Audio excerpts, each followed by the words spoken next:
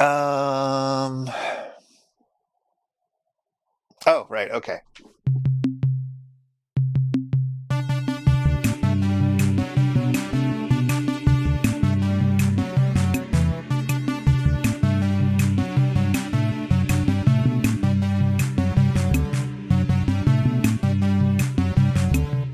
This time we watch Season 8, Episode 7, Terror from the Year 5000. In which terror is encased and contained within the supple skin of woman. Oh, but first, Frank and Trace, they've done it again.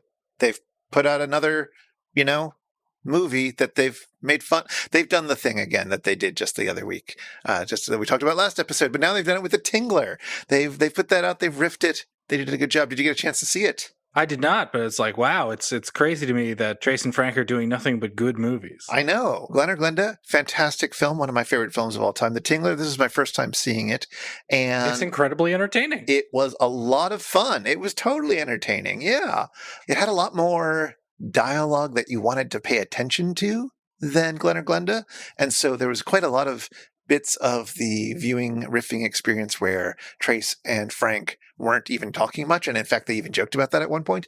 But there was quite a lot of good riffing as well, and it was a very nice delight. And certainly I enjoyed watching it after having watched this episode, but we'll get to that. Mm-hmm.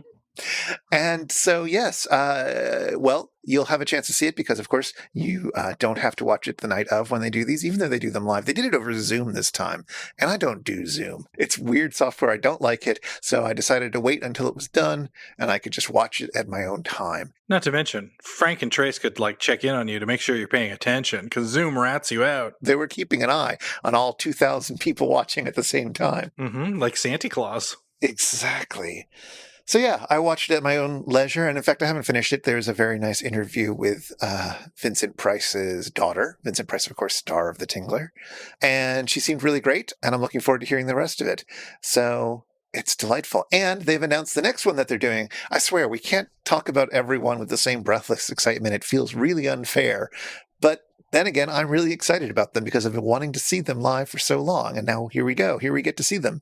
So the next one they're doing is called Walk the Dark Street. I don't know anything about that film. Nor I, except for the fact that, judging by the poster, it has one Chuck Connors in it. Touch Connors? Chuck Connors. Touch Connors? Not Touch Connors. Oh. Oh, my word. Do you know who directed it? No. Wyatt Ordung. Oh, hey, then you know you're in good hands with Robot Monsters, Wyatt Ordung. Yes. Oh, wow. Fantastic. Oh, all right. Well, that's exciting. That'll be happening soon. We'll put details in the show notes. You should definitely buy tickets and see it. I'm looking forward to it. Dare you walk the dark street? I haven't walked any streets in months. I don't know what they're talking about. Is that a thing you're allowed to do? I don't know. Within reason. Within reason. As long as you've let your Tingler out, you're okay. Well, I want to talk about the Tingler a little bit more in a little bit. Is there any other news, or should we start talking about the terror from the year 5000? Now I've got nothing. I think that we are forced to face the future all the way to the year 5000. All right, hold your breath. Here it comes. And now for today's feature presentation, Terror from the Year 5000. Let's enter the world of science, like carbon dating, and science fiction, like time travel. Physicist Howard Erling and his assistant Victor have damn near perfected a machine that can break through space and time when they receive a statue that has been carbon dated to the year 5000 AD. Soon, Howard and Victor are joined by an archaeologist named Hedges and Victor's fiancée Claire. Later, the machine produces a coin that reads "Save us" in Greek. A power surge later burns Victor, and then we are introduced to the terror from the year 5000. And it turns out it's just some lady. The terror removes the face of a nurse and uses it as her own. Creepy. She kills the local creepy handyman, Angelo, and avoids the scientists, for a while. She's here for Victor's sweet bodily fluids and perfect genes and stuff to help prevent humanity's extinction.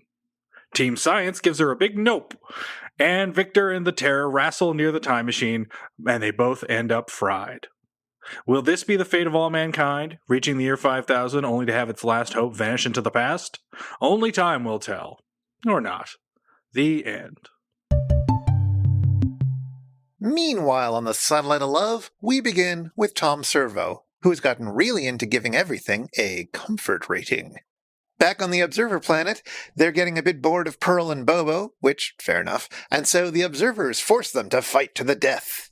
Then they try to make Mike and the bots fight to the death, but the psychic messages they're using aren't strong enough or something, so the Observers have to resort to charades. After some movie, the Observers offer Mike some pills. They, of course, have moved beyond the need for food. Now, the joke here is that they need to eat vast quantities of the pills, so it might as well be food. And in fact, Mike cooks them up into Parmesan-crusted pill cakes. A little more movie, and Mike has the nanites whip up their own time machine, like the one in the movie. Mike sends Crow back in time to let Mike's family know that he's doing okay. Crow, however, ends up spending 11 years there, dating Mike's girlfriend and becoming friends with Mike's dad, and never quite getting around to letting Mike's family know he's okay. Well, yet more movie, and after listening to Mike and the bots try to yodel, the Observers offer their own music, a song called When I Held Your Brain in My Arms, performed with smooth 1940s vocal harmonies. And at the end, Mike gets his revenge on Crow by sending him on a date with the terror from today's film. And Pearl finally defeats Bobo, but refuses to kill him, so the Observers have them start fighting to the death again. The end. You know, every episode is someone's favorite episode, I suppose. Yep. You know, I will say, I like this one a little bit more than the last one. See, I have the opposite opinion just because at least the undead was fun. Oh, yeah, no, the movie's far worse. The movie's far drearier. But I thought the riffing, not the sketches were terrible, but the riffing, I guess the musical one was okay, but the riffing was much better than last time, for the most part. I took no notice. It's been kind of a slog. Not to like completely hammer down on that, but it's like this has been the most trying stretch of episodes that we've done in a long time. Since the last time we were doing season 8 episodes. And even that ended on a high with the Deadly Mantis, which I remember being quite good. Oh, there you go. Well, this is the last one we're doing for a while because, spoiler alert, it's Hercules Day quite soon. So we get to take a little reprieve from the season 8 cavalcade of happiness. Terror from the year 5000. What is there to say about Terror from the year 5000? I mean, the terror is kind of neat, I guess. She steals somebody's face. She's got a good outfit. It's very sparkly. Yeah, so there's something about that. There's some fun, like, kind of gee-whiz sciencing going on with their science machine that looks like a furnace. It is the late 50s. It's one of those science machines that fills an entire room with lights and whirly McGigs and 2 metal poles that go up and electricity runs through them and all that stuff. That's all nice. You like to see that. Yeah, it's all very Frankenstein. Yeah, could have been more of that. I mean, it wasn't as good as in Frankenstein, let's say, but no. It was there. It was something to look at. You know, I'd say that this probably had about 25% of the budget of the original Frankenstein. Fair enough. What else? Did you enjoy the skits? No. No, I did not. That's the thing that's like tough and why these episodes are so tough. Because like we've done episodes that are like not so fun before. And the trouble is that with this particular batch of episodes, it's like, what can we like talk about and discuss and make hay out of? And it seems like each one offers less and less and less. Yeah, there is that. But even outside of a purely functional approach to watching MST3K, we've probably talked about this before, but there's a common trope about how, like, why don't they just get rid of the sketches? Why would they do the sketches? Nobody's here for the sketches, which I always found weird because I was like, the sketches are my favorite part. That's why I'm watching. Like, I'll watch the movies and such, and there's some good stuff there. But like, I'm here to hang out with my friends. Yeah, I was here for the sketches. And while you can do that while they're in the theater, especially in the earlier years, you definitely get to do that while they're all hanging out just on the deck, and you can look at them, and it's all lovely, and it's a nice time, and that's what I want. So I never understood that, but boy, did I feel that this way. I was just like, oh, get back into the theater where at least occasionally I'm smiling. Yeah, like the sketches are all pretty dire. The observers wore out their welcome pretty quickly for me. Yeah. And doing another Gamesters of Triskelion bit with Bobo and Pearl fighting to the death and Pearl saying that she's not going to kill him. It's like, yeah, I know. It feels like one episode's worth of sketches just got stretched out to however long they're dealing with the Observer Planet. They already did the bit where something happens that causes one of the observers to go up onto the satellite of love. Yeah. And then they attack him. Like, that has already happened. Yeah, and it was the same observer. It was Paul Chaplin both times. Yeah, I mean, well, of course it would be. Who else would you send? That's true. Well, you could always have Bill Corbett because, no one needs to operate that puppet. It couldn't get more stiff. Mm-hmm. Ouch. Ooh, burn on new to the job Bill Corbett. But yes, I don't know. What else? What else is there? How do you like the Tingler? Oh, The Tingler's great. The Tingler's a fun movie for all ages. It really is. I haven't watched it unmisted, of course, but I mean, I knew some things about it. I knew that it was about some latent thing in every human body that if you got scared, you needed to scream in order to release it. I knew all that about it. Yeah, it's like Pee-wee's secret word. Exactly. But there's a lot of details to it that I didn't realize going into it, and there were a few surprises, one of which I kind of really want to talk about, but I don't want to spoil. But let's say, for those of you who have seen the film, I was completely surprised by a certain trick that later got used in some 90s Oscar bait. Ah, there you go. I was very happy with that part of it because I did not see it coming. And they didn't make any jokes about it, I don't think. Or maybe they made one. I don't know. Doesn't matter. But yeah, I was very happy with it. My favorite part of the movie is my favorite part of every William Castle movie. So even more than Vincent Price going into the theater and going, "Everyone in the theater who can hear my voice, please scream real loud. There's a bug in your bones." Even more than that is William Castle's introduction to the movie. Oh, yes. That was great. Expert showman. I also appreciated his incorporating about 10 minutes of another film into it. Mm-hmm. Where he has these people in the theater watching an old silent film. That's part of the plot, but we get to see quite a lot of the silent film as we wait for the Tingler to attack. It's a good cost-cutting measure. The other thing that I thought was really interesting about it is that basically there is a woman in the film who is unable to scream, and this is a very important plot point, because she is, in the film's words, and I apologize in advance for it, she is deaf and dumb, or deaf mute. That is not terminology that we would use today. Mm-hmm. And it's not terminology that the movie understands really well. Like, they even do go as far as talking about how her vocal cords are completely without function. So it's not just normal deaf people who can make plenty of noise, frankly, but in fact, she is unable to vocalize. That's actually also not medically true, because you can still make noise even without vocal cords.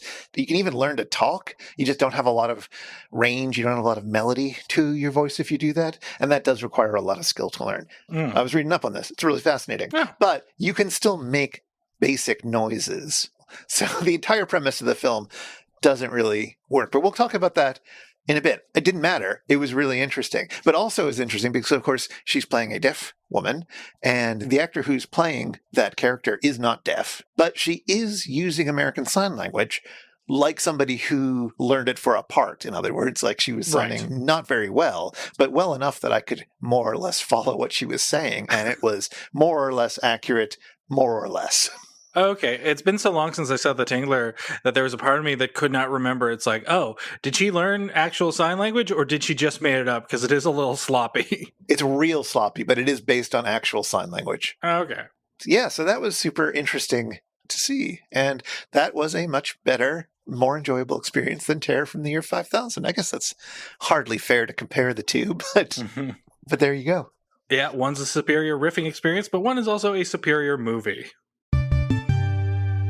So, we get to play a little game called Ape Escape. Oh, no. What do you mean?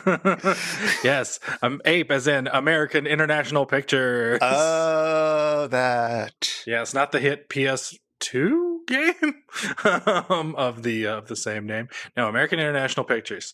Yeah, this is where we get into James Nicholson and Samuel Z. Arkoff. Nice. Yeah, I just like his name. Oh, it's so great. It's so great. Anyone with a Z or a Z as a middle initial has something. Even if it means they sound like a bad guy in a movie. Arkoff. Now, who do you picture when I bring up that name? Like, what exactly do you imagine such a person to be? I mean, I imagine him to be a real old school Hollywood mogul type, chomping on a cigar, maybe. Maybe he has a beard, probably not. Arkoff makes me think he does, but maybe he doesn't. But either way, sort of hunched over, chomping, making deals, looking to cut costs, that sort of thing. You're exactly right. He did have a penchant for cigars and started off as an entertainment lawyer and was looking to make the cheapest movies possible, which is why he and James Nicholson, when they formed AIP, they hooked up with a young upstart named Roger Corman. Yes. Yeah, that's one of the reasons why I'm familiar with AIP. They also released some dubbed kaiju movies, including Godzilla vs. Mothra and several early Gamera movies.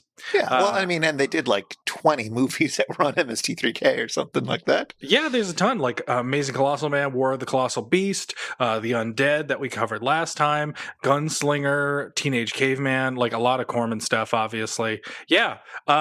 Speaking of Corman, I do like that Arkoff referred to him as a godsend to the studio and said Roger had cheap jeans, and thank God for that.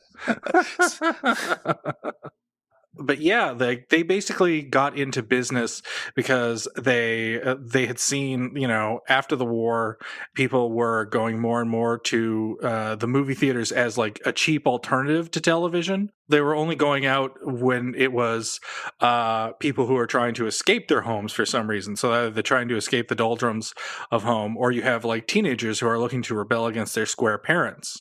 So the heyday of AIP comes shortly after the antitrust ruling that led to movie studios no longer being able to own their own theaters and run their own programming. Right. And suddenly, like, movie theaters were no longer like kept up as palaces the way they used to be. And AIP would, they would provide B movies, but they would also sell like directly to the drive-ins, and that was one of their big successes. Is that drive-ins typically would get movies second run, so they were the initial repertory cinemas, and with AIP, it was like, oh no, you don't even have to go to the fancy theater. You can just go to the drive-in and see however movies you want, and you will get brand new AIP films. Huh. Yeah, they kind of came to the conclusion that it's like, you could make cheap, good movies because cowboy movies were all the same to Arkoff. Right. And I mean, they are to me too, basically. Yeah, is that he basically thought that they filmed every script twice. And he also firmly believed that teens were like an untapped market as far as like the market was concerned. And Roger Corman was totally in the same boat. They were completely in the same mindset on that one. It's really hard to imagine a time when teens were an untapped market. Mm-hmm. I mean, I know that was a thing that happened in the 50s and 60s when, baby boomers, et cetera, that suddenly teens had a lot of disposable income and were looking for something to spend it on. But like, since so much now is aimed towards them as consumers,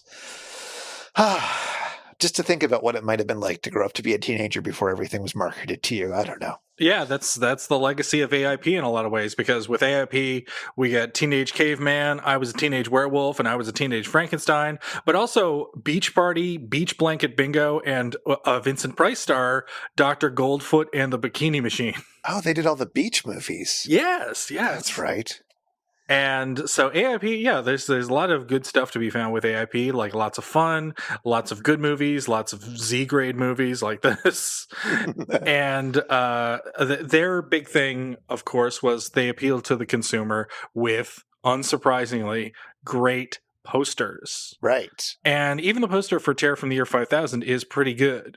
But it noticeably breaks the tradition, whereas like all the AIP posters had a monster chasing a lady. But in this case, the lady is the monster. Yeah, the poster's pretty striking. It's weird. I mean, as so often the case, it doesn't really reflect the movie because, for example, it shows you some of the year 5000 through the little portal that she's flying out of. And, you never see that in the film. No, but then again, it's like it's up to the poster to sell the movie. And if it was just like a bunch of guys sitting around and then like a four-eyed cat in a suitcase, it wouldn't really sell much, I don't think. No, exactly. So we've got a lot of American International Pictures. We've done a bunch of them already, I guess. Mhm. But we have a lot more to look forward to as we continue trolling through MST3K's catalog. But, outside of the MST3Ks, like, what are the highlights of the AIP repertoire? Well, I would go back to Godzilla versus Mothra, as well as what I mentioned on the last episode, which was Roger Corman's Poe cycle. Yes, right. Those would be the greats. I mean, they can't really take credit for the Godzilla one. Well, they brought it to our shores, and that's the main thing. And also, Godzilla vs. Mothra was one of a handful of Godzilla movies in the early days that had a really good dub by the Speed Racer team, which I talked about on one of our Gamera episodes ages and ages ago. Fair enough. There were a lot of those. I guess we have even more to do. Mhm. That's coming. January's coming. Yep. Count down the days, listeners. Just, okay. It's more exciting than this. Oh, actually, on that note, that's a bit of news we didn't mention at the top of the show, but September 1st, Shout Factory's reacquired all the rights to the Gamera episodes of MST3K, and they're going to be showing a Gamuary marathon. Oh, that's why they're doing that. Yeah. Didn't somebody tell them that January's not for a few more months? I know they've got their dates mixed up, but I think it's a regional thing. It's like Canadian Gamuary is in January, but American Ganuary is in September. Well, why isn't it called Gamtember then? Well, it's America. You can't expect them to do anything, right, Chris? So this movie, this Terror from the Year 5000, you talked about it in your summary as dealing with both science and science fiction, of dealing with carbon dating and time travel. And here's the thing, carbon dating, it don't work like they talk about it in the film. It don't. No. Time travel presumably would work like they talk about it in the film if time travel existed, which it doesn't yet, but who knows. But I'm really interested in this idea of movies that take some newfound science and then try to spin out a plot around it. And so obviously this idea of carbon dating, it's very exciting. It'll tell you when things are from. And therefore, if something came from the future and you used carbon dating, then that would be an interesting way to realize it was from the future. Like, that idea is clearly in the back of somebody's mind who is making this movie. And it doesn't work. It shows a fundamental misunderstanding of how carbon dating works, which I guess I could get into. But basically, carbon dating has to do with the half-life of a chemical that starts decaying when something dies. So you probably wouldn't carbon date a metal statue anyway. That wouldn't tell you anything. Mm-hmm. It's only for fossils and other living things. But, either way, if you send it back in time, it would be like sending a slice of a tree back in time, and then suddenly it would have negative rings, and so you'd know it would be from the future. Like, it doesn't work. Although, isn't the fact that there's like radiation emitting from the statue give it like any kind of basis in science where they can like detect, say, like the half-life of whatever's emitting that radiation? Exactly. So that is exactly what carbon dating is. You're telling the half-life of a radioactive variant on carbon. The fact that it's also wildly irradiated with other stuff because the future has turned out to be terrible. What a surprise. Is not a surprise, but it also, I don't know, I'm not a specialist, but I get the sense that it would probably mess with the carbon-14 dating. But it wouldn't matter because it's not gotten negative years old just by traveling through time, right? Mm-hmm. So it just doesn't work, but that's fine. In theory, that's fine. You can get the science wrong and still put out a good movie, right? Like, oh yeah, absolutely. The Tingler does this. The Tingler, that science don't make no sense. You mean there's not a bug in my spine? A bug in your spine that ossifies when you get scared and you scream and that causes it to soften up? Yeah. No, obviously that makes no sense, especially when they finally pull the Tingler creature out of the poor deaf woman's spine and it's the size of like several cats stitched together. It does not make any sense at all. And it runs amok in a theater like Gremlins 2. Exactly. And they think that, if we get it back into her body, it will die along with her.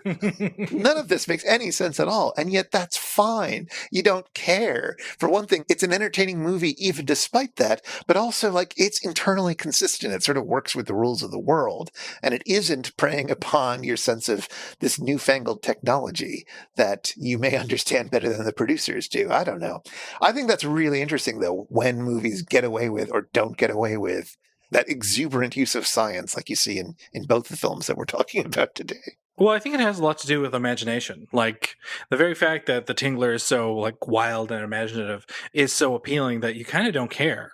You know, it's such an endearing yarn that you want to follow where that story goes. It's like, there's a bug in my bones? That sounds amazing.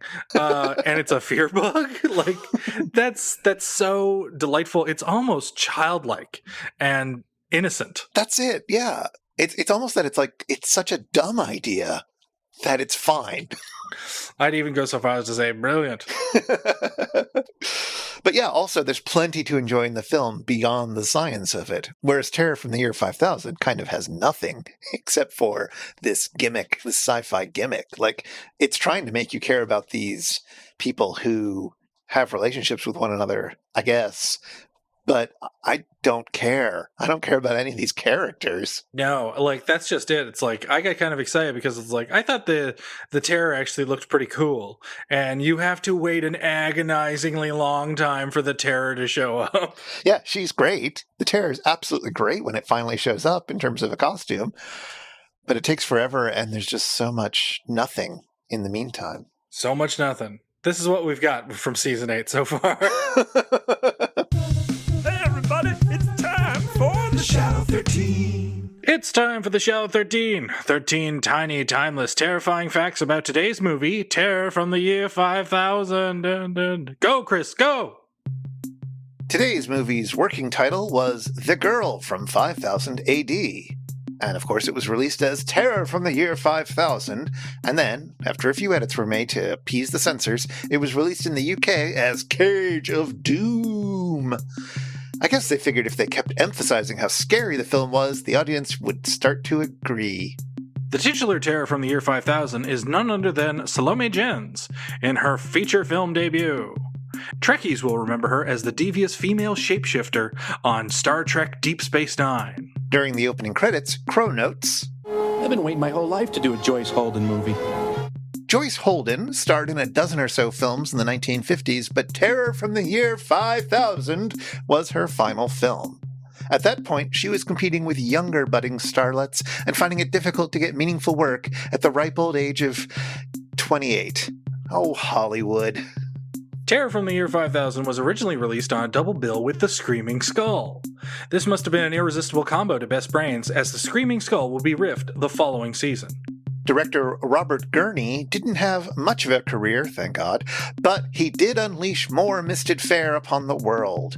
Gurney provided some uncredited script work on Larry Buchanan's Attack of the Eye Creatures, riffed in Season 4.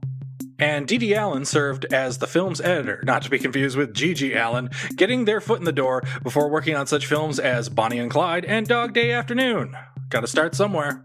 Speaking of editors, as we cut back and forth between Victor fooling around in the lab and Claire getting undressed in her bedroom, Crow jokes, The editor's a regular Thelma Schoonmaker, underscoring tension with rapid cuts. Thelma Schoonmaker has been editing films for Martin Scorsese since the 60s, and several Oscars later is still editing for him.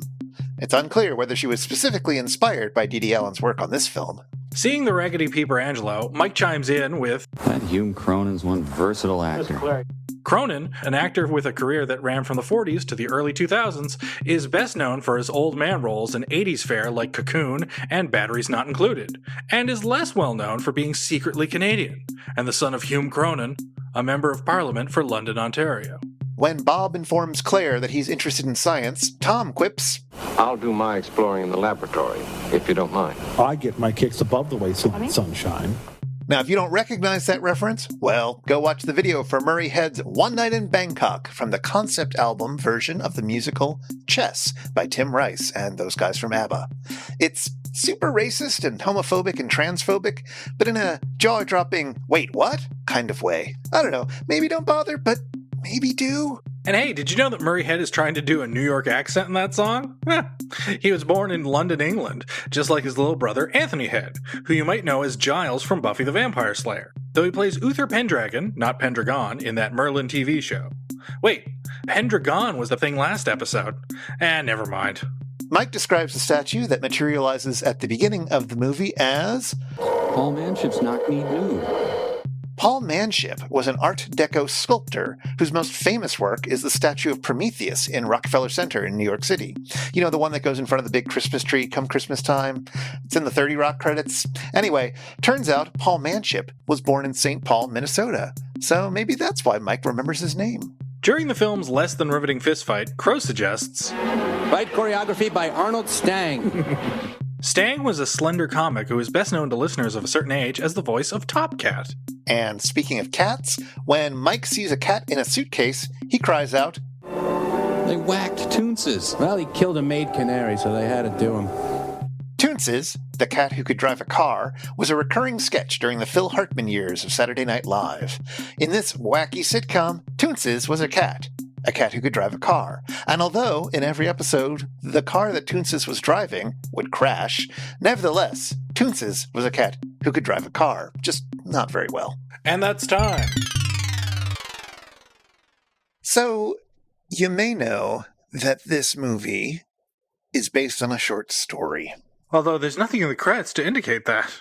No, it was left out of the credits. You know, credits, you don't need them, right? Well, I got curious about it because, sometimes I hear about these movies being based on stories and I go and read them and compare. And, sometimes things get a little switched up between the original text and the movie adaptation, and that's fine. But when I finally tracked down Henry Slesar, I'm not quite sure, Slesar? Slesar? S-L-E-S-A-R. Mm-hmm. When I finally tracked down his short story, or novelette, as they like to call it, Bottle Baby, well, I was very excited to read it. But first off, have you ever heard of Slesar? No, not at all. No, I hadn't either. And in fact, several things that I found about him refer to him as somebody you haven't heard of. So that's a good legacy. Actually, I kind of wouldn't mind that legacy probably, but nevertheless, he was a mid-century author and playwright. He was famous for writing things with twist endings, and therefore he came to the attention of people like Alfred Hitchcock. Oh. Yeah, he got hired to write a bunch of stories, which got turned into episodes of Alfred Hitchcock Presents. Also, he had a few stories turned into episodes of The Twilight Zone. Oh, nice. Which also loves a twist ending. And I should say, both the original and the 80s revival. Wow, that's cool. Yeah. So he seems like an interesting person. This story, Bottle Baby, it was the cover story for April 1957's Fantastic Science Fiction magazine. Now, what do you think might have been changed to get from Bottle Baby to Terror from the Year 5000? I would assume everything. Well, you'd be pretty correct. What kind of story do you think Bottle Baby is? Well, Bottle Baby naturally makes you think that's a conception story. Yes. Well, sort of. It's not quite that. It is a sex farce. Oh, weird. Yeah, it's one of those pulp stories. Our hero is Mortimer Wormstalker, PhD. Ugh. It's one of those names that really tells you everything. It's doing quite a lot of heavy lifting for the first few pages. What would you tell me about Dr. Mortimer Wormstalker? It's like, well, he's probably an Arnold Stang type. Yeah, exactly. He is a scientist. He's working on a cure for the common cold. Mm-hmm. He's got a sexy redheaded lab assistant named Cherry Cooper. He doesn't notice the sexiness, even when she's actively trying to seduce him for some reason. Oh, how adorable. Exactly. And then, one strange day, he's about to work on something. He creates a vacuum in a jar, and while it's getting all set up, while the air is being sucked out or whatever, however you do that in the 50s, I don't know, he nods off, and when he wakes up, lo and behold, inside the jar is a very tiny woman, less than a foot tall. And her name is Lolionomonilionoli. Huh. Lolionomonilionoli. Say that again. Lolionomonilionoli. Oh, no, Mo. She goes by Loli for short, or Lolly, I guess. Maybe it was Lolionomonilionoli. Anyway, Lolly, she's from the planet 0184. She won the Miss 01 prize, and as a reward, she got to take a 2-week vacation anywhere in the galaxy. Anywhere in the universe, maybe. I don't remember. Mm-hmm. But she chose Earth. And why do you suppose she chose Earth? to populate the Earth. Well, no, she's heard it's already populated, but she's heard that Earth guys are totally different from what she's used to. Because they're like, what, 8 times the size of her? They are definitely taller than her for sure, although she can change her height. Oh. Yeah, she can't do it forever, but she can do it for at least an hour. That's all you need. Exactly. She makes that joke. There you go. Because what she wants to do is have sex. That is what she is there for. She wants to have sex with an Earth guy. She hears they do it differently than what she's used to. One thing that she's not used to is wearing clothes, because they don't do that where she's from. Mm-hmm. So, of course, she's totally naked the whole time. So basically, this is Earth guys are easy. Yeah, and he's obviously upset about her being all naked and tries to clothe her, and she resents it. And there's all sorts of madcap situations when she gets all big and then tries to seduce him, and then the boss walks into the room, and then she shrinks down to hide, and wah wah wah wah wah wah wah wah wah wah. That sort of stuff keeps happening. Mm-hmm. Again and again and again and again and again. You know, just like in the movie. And he gets arrested twice because of this, gets bailed out, gets fired, all this stuff happens. And finally, he agrees to have sex with her because she has promised to give him the cure for the common cold, which they figured out a long time ago back on Planet O184. So he's like, okay, I will sleep with you for science to get this because it would be such a boon for humanity. But just as she's finally able to get her one true desire, the redheaded assistant walks in, freaks out. There's been a few other encounters, but basically she decides that Earth women are crazy and keep trying to stop her from having sex. And no wonder Earth guys are so weird because Earth women are crazy. That seems to be one of the main points of this story. I don't know. Right. So but she decides that, well, he was a nice guy and he tried. So she will, in fact, send him the cure for the common cold, which of course allows him to have not slept with the crazy woman from another part of the galaxy. But he does get to fall in love with the redhead finally and become a normal heterosexual man. After all of these madcap romps. Oh, and also the common cold has been cured. The end. That is the novelette that this film is based on. So naturally, it's like it's a disgrace that they took his name off the credits. Exactly. There is no reason for his name to be on the credits. This story has absolutely nothing to do with this film, and I don't know what anyone's talking about when they say it's based on it. Yeah. Well, that certainly sounds crazy. Thank you for dipping into your local library to find that. I mean, I'm not super upset about having found it and having read it. It was not good. It was very pulp, but it was fast at least. And also that issue of Fantastic Science Fiction had a story called Abe Lincoln, Android. Cool. Which I think was the basis for The Undead. Oh, man. Now, Chris, you, in your home, though you do not drive, there is a car. Yes, there is a car. Now, don't you wish that car would talk to you? Maybe. It depends on what it would say. If it was like a good conversationalist, if it was dry but had witty repartee. All right, that sounds okay. It's not my mother come back to life, right? No. It is not your mother, the car. Okay, then as long as it's not based on a TV show like that, I'm okay with it. I mean, much as I'd love to talk with my mother again, I just don't think she wants to be a car. Well, I mean, my mother, the car, seemed pretty happy with the deal. I know, but that's a different mother. Certainly, Johnny Carson was happy with the existence of my mother, the car, because I think he was referencing that all the way up to the 80s. I think he was not wrong, too. Hell, this show did, so why not? No, I'm talking, of course, about Knight Rider, because that does get referenced in this very episode. Yay! Here's a clip. Don't want to do harm to you. Michael, why don't you answer me? Weeks you'd be dead. See? QED. Yay! Have you ever seen Knight Rider? Of course I've seen Knight Rider. Well, I'm a child of the 80s. I watched it every week. Every now and then you've seen a thing, but not often. No, it's true. TV shows I'm much more likely to have seen than movies, and TV shows from the 80s and early 90s especially. No. So, Knight Rider was on Friday nights, and Friday was the day that I was sent over to my father's house after my parents had divorced. We would go to my father's house, my brother and me. We would sit on the floor. We would get pizza for dinner every Friday. That was the special treat. And we would watch Knight Rider and the A-Team, I believe. And yeah, it was there. It was a show. It had a car, and most importantly, it had the best theme song imaginable. Yes. That theme song there done by, I believe, Stu Phillips, who did the Battlestar Galactica theme. Oh, yeah, maybe. Yeah. Yeah, Knight Rider, I guess it sounds like NBC had a real action-packed Friday nights, given that it was Knight Rider and the A-Team together. It was so much adrenaline. I don't know how I could take it at such a tender age. Yeah, I don't know. I've always liked KITT. I've always liked the Knight Industries 2000 or KITT. Oh, yeah. Well, I mean, I definitely preferred it to the A-Team because there was much more queer content with KITT and all. Although David Hasselhoff tried to clear that up. I'm sure he tried. Yeah. I believe he doesn't get to decide what's queer and what's not. I'm afraid I do. In the 90s, I remember just there being a news article, and it made me laugh just as I was reading the newspaper, is that Hasselhoff tries to clear up KITT, saying that the car is not gay, just quote, prissy.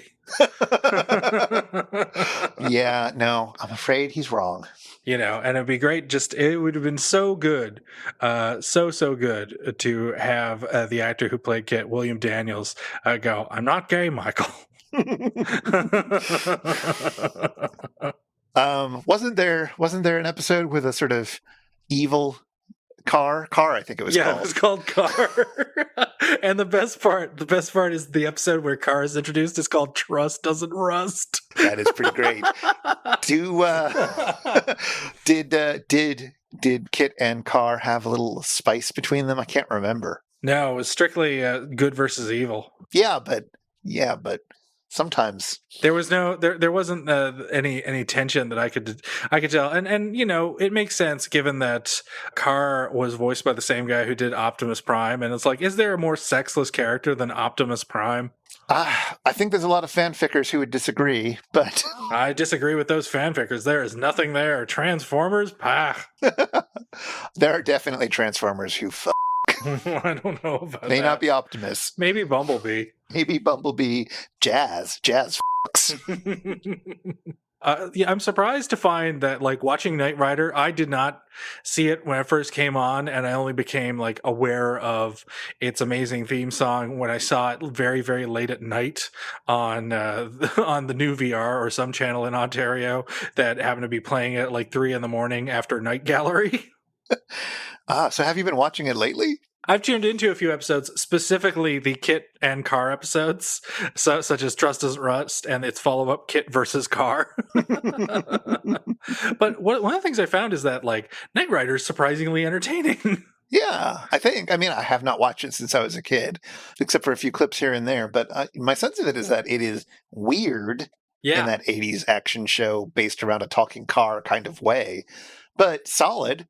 Definitely. And I think that a lot of that is owed to the fact that somebody, it was possibly the head of NBC at the time, came up with the initial idea for the show, saying that it's like, man, it doesn't matter who you cast as a lead actor, hence David Hasselhoff, just have a cool talking car. And if the car talks, the audience will get really invested because they'll fall in love with the car. It's true. Definitely the car was the star of that show. Oh, yeah. There can be no debate. KITT forever.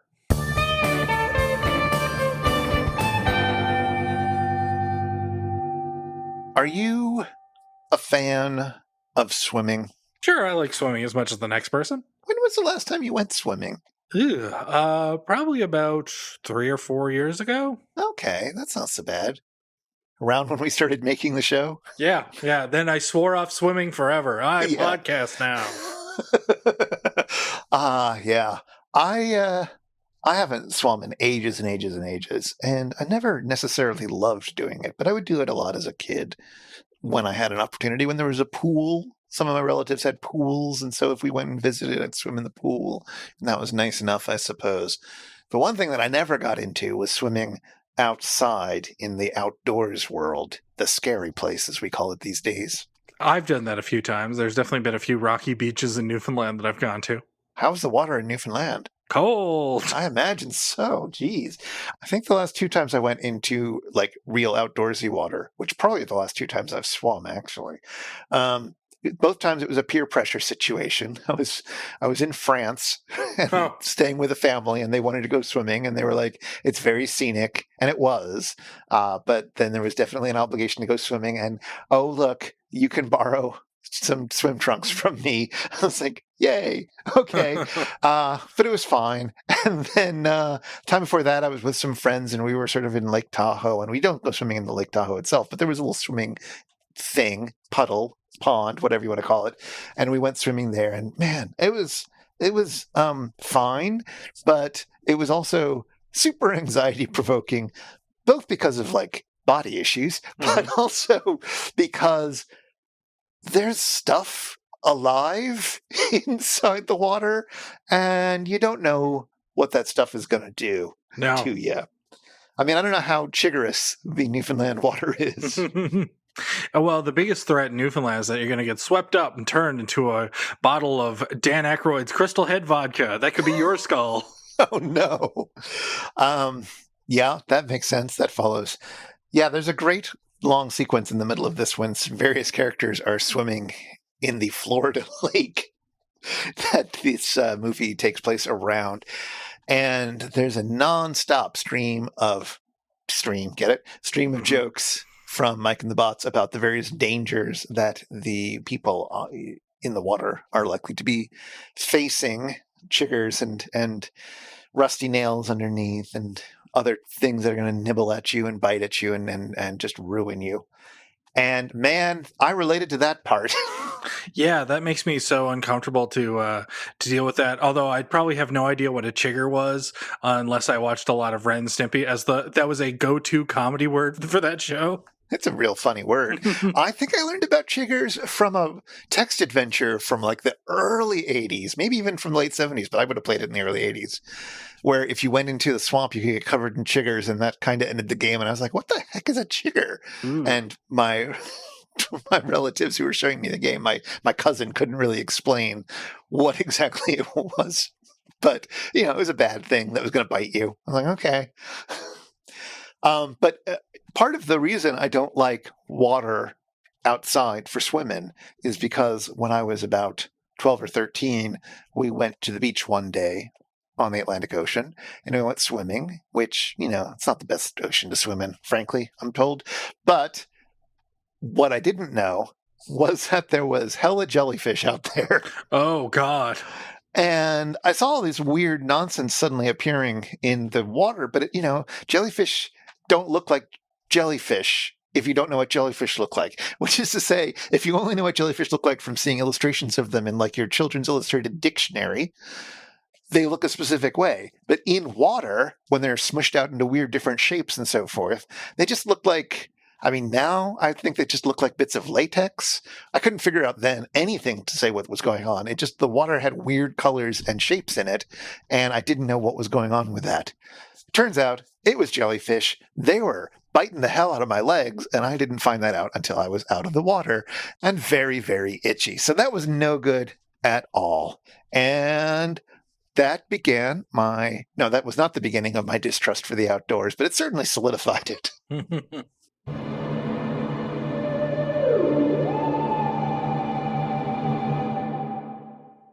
I guess we've covered everything that we could possibly cover about Terror from the Year 5000. Chris, by any chance, do you have a final factoid to relieve us of this film?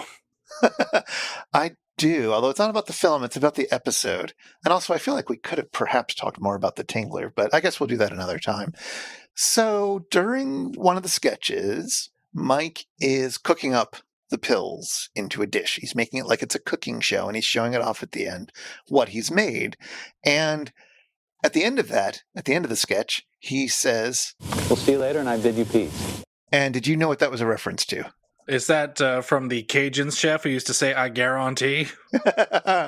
No. No, it's from a TV show, a cooking show from the 80s, maybe it lasted a little longer than that, called The Frugal Gourmet. Oh, my dad loved that show. Yeah, everybody did. He was frugal. He was very gentle and sweet. I think he was some sort of minister Yeah, he was. I'm looking at his wiki page now. He was a minister in the Methodist Church, and he was very nice. And it was a very nice show, and it was very accessible. And he had a really friendly assistant who sometimes was on the show, and it was always pleasant when he was there. It was all very nice. Now, I say this because a little while back on the panel show that I host, Take Your Pick, we did an episode on cooking shows. And I was trying to brainstorm cooking shows I liked, and this one came to mind. And then I thought, oh, let me just watch a bit. Let me read up on it, see if it is as good as I remember. And that's when I learned that I'm going to read from the wiki page now, in 1997, 7 men filed a civil lawsuit against Jeff Smith, the Frugal Gourmet himself, charging him with sexual abuse. Oh, no. Yep. As when they were teenagers. Oh, dear. Well, I mean, man of the cloth and all that. Maybe. I mean, sure, not all men of the cloth, obviously, but Hashtag. Yep. That ended his career, and is probably why we don't hear as much about him. He's since passed, but that's probably why we don't hear so much about him today. People are much more fond of that Cajun guy. Yeah, the Cajun guy, I don't know, he might be fine. I didn't Google him. He wasn't as much a part of my childhood, but yeah. So that was a thing that I was unpleasantly reminded of in the middle of this episode, and I guess I'm unpleasantly reminding everybody who's listening to our show of it at the end of this episode. It's a bad episode. Bad episode. Go to bed without dinner. If you've been affected by the issues on this show, if you know where I can get one of those sparkly Woman from the Future outfits, or if you'd like to ask us anything, get in touch with us. Our website is itsjustashow.com, and we're on Twitter at itisjustashow. We'd love to hear from you. This show is made possible by listeners like you. For as little as $1 per episode, you can help us research and record this show, and you can listen to all our superfan bonus bits. Find out more at itsjustashow.com/Patreon or patreon.com/itsjustashow. And if you want to follow up on anything that was mentioned today, you'll find links in our show notes at itsjustashow.com/episode/77. I mean, she's from 5200. That would be like saying that we're the podcast from the year 1800 or something. I don't know. It doesn't. This movie. What can you do? If you can't get science from a movie on Mystery Science Theater 3000 right, where can you get it right? Yes, but at least we can get mythology from a movie on Mystery Science Theater 3000, right? Because next time we will be looking at Season 4, Episode 12, Hercules and the Captive Women. Oh, good. This is the episode where Gypsy shows up in the theater. Oh, is it? Oh, yeah. It's that one. All right. I think I remember liking this one. I'm excited. I'm going to sing a little happy song about it. The Hercules movies are all a big beefy blur to me. That's true. We'll find out next time which one it is, but I seem to recall liking this one. All right. Yeah, I'm looking forward to watching it. I'm looking forward to just taking a break from this arc. Now, we will at some point have to return to finish up this arc, but Labor Day is Labor Day, and you got to celebrate the original Dodeca Laborer on Labor Day. So we're tapping out on the Observer arc of Season 8. We will finish it up at some point, probably not go straight on to the following episode when we do that. Maybe we won't do these in clusters again. Nay. Because, oh boy, I feel like I've aged. I feel like it hurts us. Yeah. This was much more painful than the Coleman Francis trilogy. Yeah, it was. And to think, like, in that trilogy, we had to talk about the same thing 3 times in a row, whereas this, we've had 3 very different movies, and yet grasping at straws each time. Okay. All right, well, there's plenty of Hercules stuff to talk about next time. There's plenty of things to talk about captive women? Yeah, sure. Women get captured all the time. If my Super Mario Brothers playing is correct. Oh, good. I'm looking forward to our segment on Super Mario Brothers next time around. And I'm looking forward to talking about Gypsy being captive inside the theater, except that she totally isn't because she walks out pretty quickly, as I recall. With no consequence, unlike the others. Yep. All right. But on that note, until next time. If you find a lonely rock, be sure to carbon date it. And remember to protect your bodily fluids for the future. Take it away, Theme Squad.